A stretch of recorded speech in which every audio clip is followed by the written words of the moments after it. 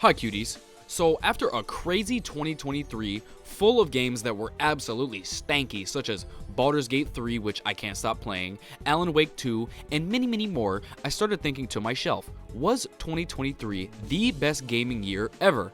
But then, I began to ponder upon one special year, the same year Spy Kids debuted, the year that I debuted, 2001. Yep, a Ripper Odyssey. Now listen, this is what I'm gonna do for y'all. I am going to list some of the best games that released in all 12 months of the year 2001. And then, at the end of this video, I will do a certified Ripper ranking of those 12 and see what reigns supreme of the greatest year, I think, in gaming history. With that being said, I'll still have some honorable mentions and such, but if I don't mention that obscure ass random childhood game like The Simpsons Wrestling, don't hate me, okay? Because I love you. Another clarification, a lot of these games may have been released prior and then they finally released in other regions, but realistically they're still a 2000s game, or in certain cases they're late 90s games, so I figured I would just make the distinction clear that I'm really going to be going off the North American releases because I'm a stinky American bitch. Anyways, let's get started with January. Barely a year into the PS2 lifecycle and balls deep into the Dreamcast and N64s, surely January 2001 was filled to the brim with exciting prospects. Absolutely not. This month was pretty mid, all things considered, but we did get one of the best MMORPGs of all time, RuneScape. I mean, this game has to be one of the most iconic video games ever, and it's still being played today, and it even sent a man to jail for a few years. Besides that, we got some underrated titles in Oni, a Bungie title, and Oni Musha Warlords, a Capcom title, which is honestly a very underrated Capcom franchise that needs to come back, where you're just a badass samurai and you get to solve puzzles from a fixed camera angle perspective. All things considered though, January was pretty bad and not a good start to my video here. Over here in America, we did get Mega Man 64, which is absolutely fantastic, but it came out prior on PS1, so I don't think that counts. If I had to pick an absolute best from this stank month, I'd definitely go with RuneScape. Alright, so February is a little bit better than last month, which isn't that hard to do, all things considered, but we still did get The Legend of Zelda Oracle of Seasons and Oracle of Ages, which critically seems to be one of the greatest Game Boy Color games of all time. They went the Pokemon route of having two games released in a pack that are interconnected and can actually have a shared ending if you use a password, and they're meant to be played back to back in whatever order, which honestly is kinda cool, I ain't gonna lie. It's got a nice little Link's Awakening vibe to it, which is really fun, and it was even ported to the 3DS. Clive Barker's Undying, not to be confused with that mid-ass Jericho game, is another underrated FPS title which was actually a PC-only release centered around gameplay that is reminiscent to what you would call a boomer shooter. It sold an abhorrently low amount of copies, but it's certainly a cult classic that deserves mentioning.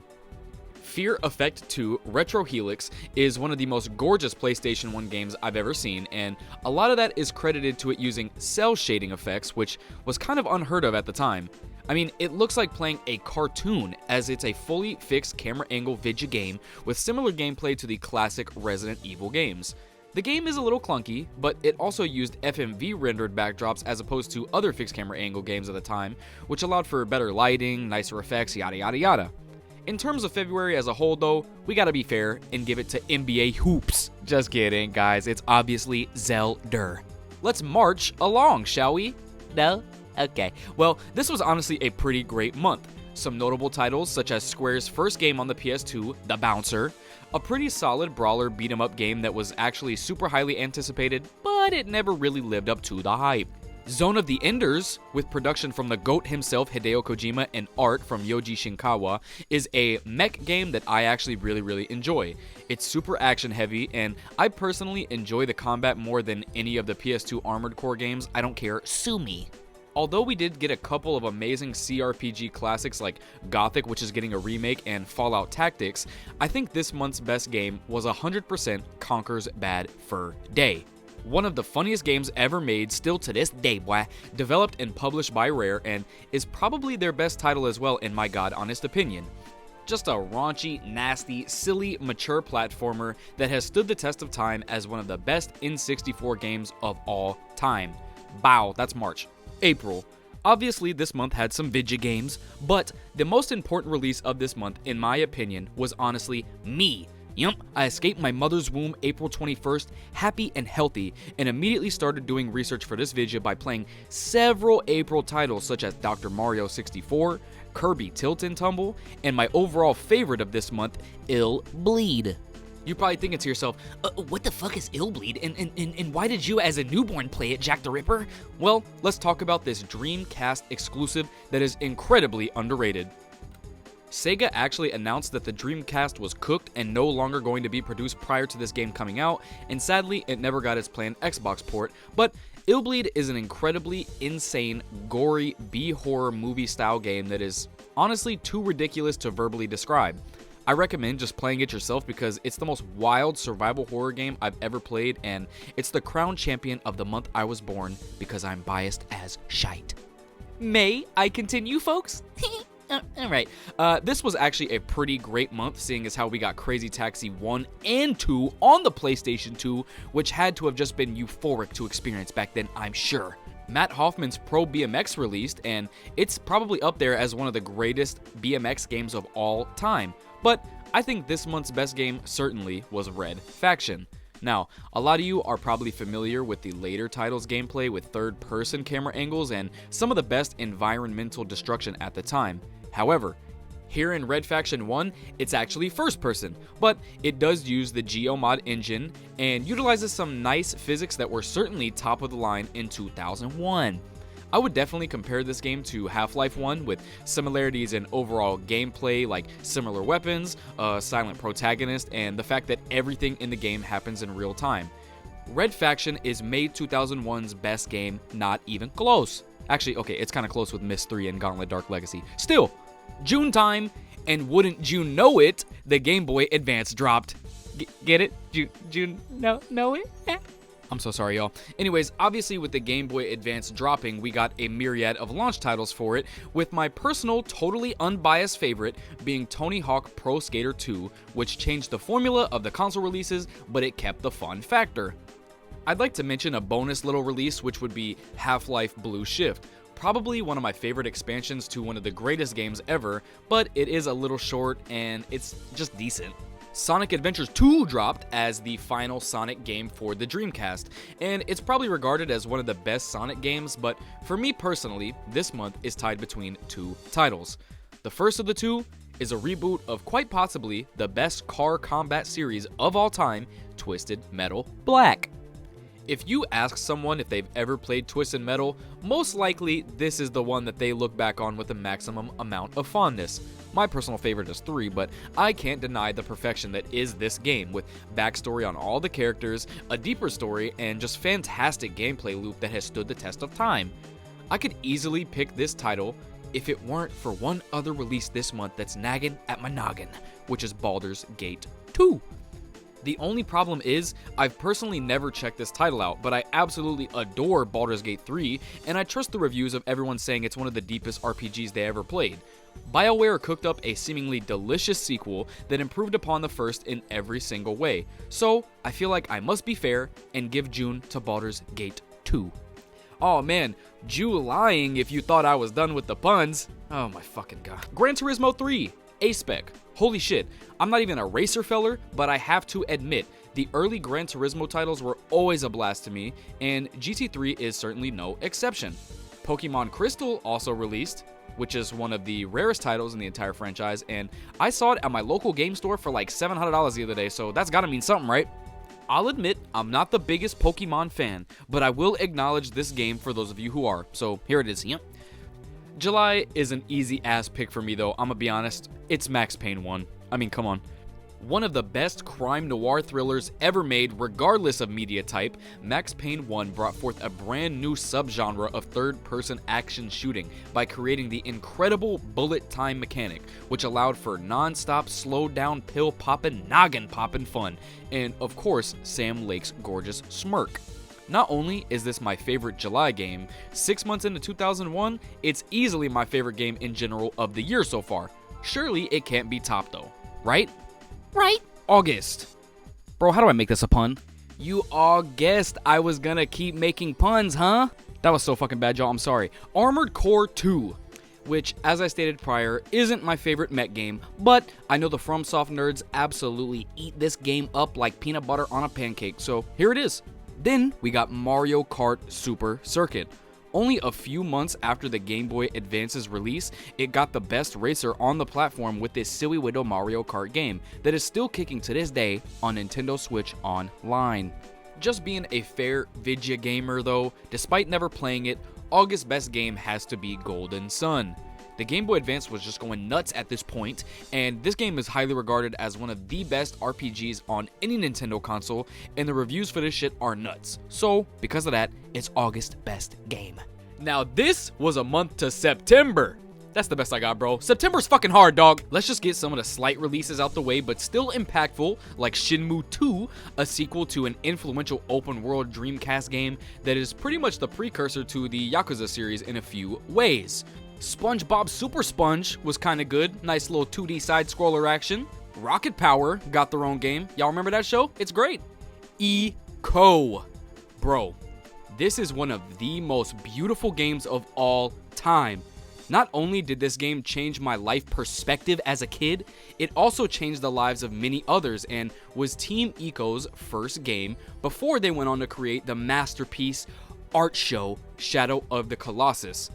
In Eco, you play as Eco, and you must guide this queen's daughter, Yorda, as you solve puzzles, hold her hand, which I thought was groundbreaking as a kid, and avoid the creepy bastards trying to get y'all.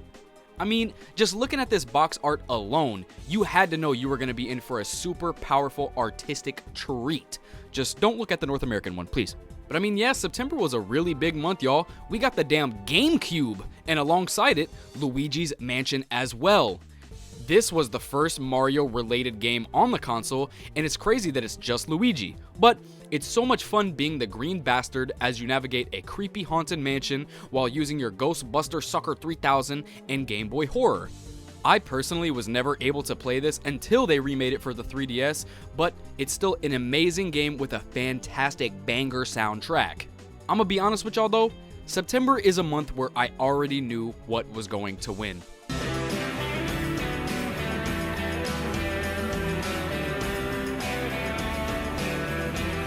Yeah, so obviously, if you know me at all, anything Silent Hill related is probably going to win. The first Silent Hill on PS2 is the best psychological horror game of all fucking time, bro, and it deserves every single flower it gets. Simply a masterclass in environmental storytelling with a heartbreaking plot and an incredible sense of dread. The James Sunderland Simulator Silent Hill 2 experience is so fantastic, Konami decided, fuck the first game, we gonna remake yours instead, pimp.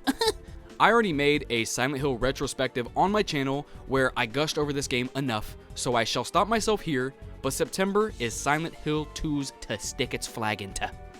This video's not over, it's now October. I don't fucking know. This is another incredibly tough month here, folks. The end of 2001 was fucking superb, so I just gotta lay the contenders out for y'all. Fuck the bullshit, let's get straight to it. Devil May Cry. I mean, this is what spawned the hack and slash genre if we being real with ourselves. It's not my favorite in the franchise, but Dante's first adventure is where he is just a broody demon just slicing his way through a beautifully aesthetic gothic castle and meeting iconic characters like Trish along the way.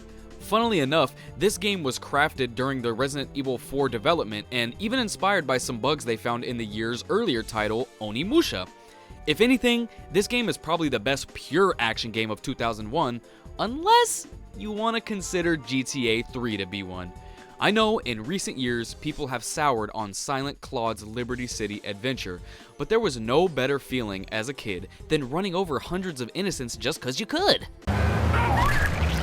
Grand Theft Auto 3 evoked a feeling of freedom seldom found in video games prior and created a renaissance in gaming, as many games after this were called GTA clones just because they had an open world and cars and shit.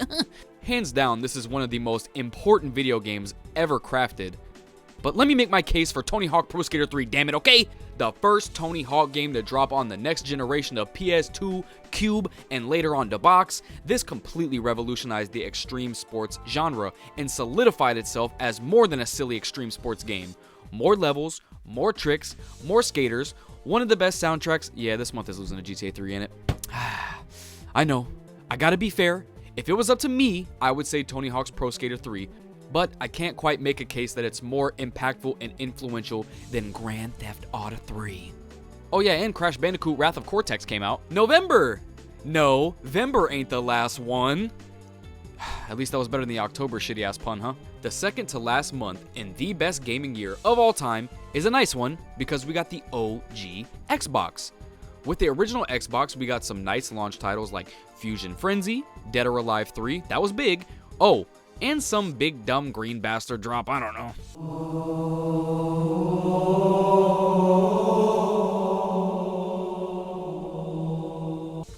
Yes, Halo Combat Evolved. If Grand Theft Auto 3 revolutionized open world, then Halo did the same thing for console FPS games.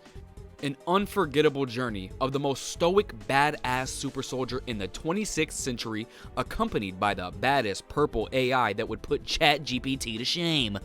Halo CE wouldn't be nearly as amazing if it wasn't for the OG, now politician, Marty O'Donnell, who was going crazy in the studio cooking up some of the funkiest music you will ever hear grace your eardrums. Xbox would have never been anywhere near as successful if it wasn't for Halo, and it created a whole new wave of games that people tried to label as Halo killers. I mean, remember Haze, for God's sake, on PS3, bitch? If you've never sat down and played this amazing video game, do yourself a favor and just try it, please. It's one of the greatest sci-fi adventures in any fucking sense of the word, and it just gets better and better until Halo 5. But shh, we're here to talk about the good old days, okay? You're probably like, damn, well, November has gotta be Halo's, right? I mean, surely there couldn't have been a better game than Chief's Adventure. What's that sound?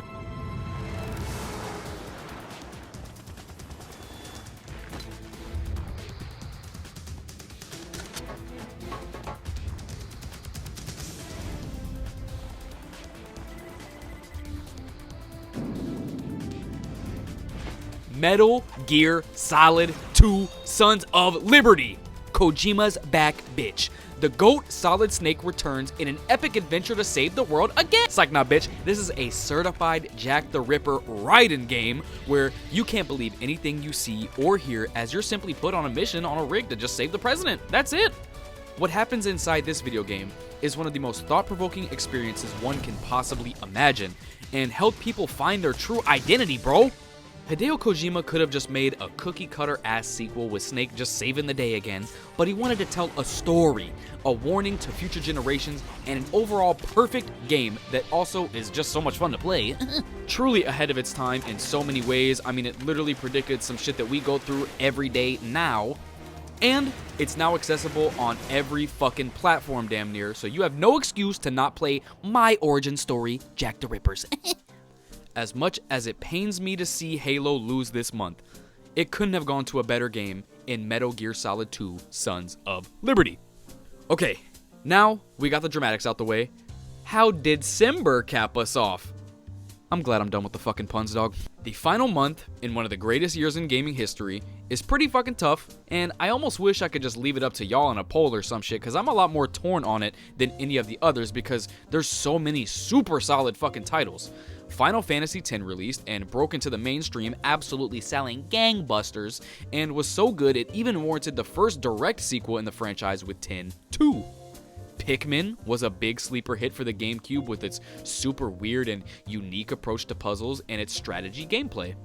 Jak and Daxter: The Precursor Legacy, developed by Naughty Dog, debuted, which is probably the best platformer of the year, even when stacked up against Conker's Bad Fur Day.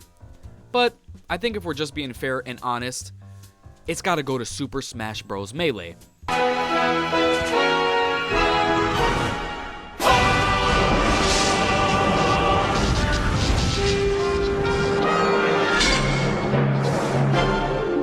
One of the greatest fighter, brawler games of all time that people still believe is the best in the franchise, the highest selling GameCube game, the Smash game with the best freedom of movements, everything. 2001 is capped off by simply an all-time classic, and it deserves nothing less after being such a tremendous, remarkable year for us fat, stinky nerds. Whew, that's it, cuties. These 12 titles are all gonna be in a savage fight to the death. Now, let's rank each month's best title until we see who gets the epic Fortnite Victory Royale. Starting at number 12, go ahead and slide in there for me, January Pimp. I mean, RuneScape's good and all, but like, bro, did you see the rest of the year? Like, what the fuck? February is next at number 11. I mean, the Zelda games were good and all, allegedly, but I just can't put it above number 10, which is Illbleed. Then, at number 9, it's May, Red Faction. Good to see you in the top 10, brother. Keep it up. Number 8, it's August with Golden Sun. I'm sorry, I know certain JRPG nerds are probably gonna kill me for that, but, you know, hey. Number 7 is June with Baldur's Gate 2. I really am putting you here off the strength of Baldur's Gate 3, my brother, so don't let me down, okay? Number 6 is March with Conker's Bad Fur Day. This is a really good game, and it deserved a nice top 6 spot. Top 5, y'all. Now this is where the fun begins. I couldn't have a 2001 gaming list without Max Payne in July being in the top 5. Thank you for your years of fun, and also, I forgot to mention earlier, rest in peace, James McCaffrey. You will be missed, and I love you. Number 4 now, whew, it's heating up with Super Smash Bros. In December.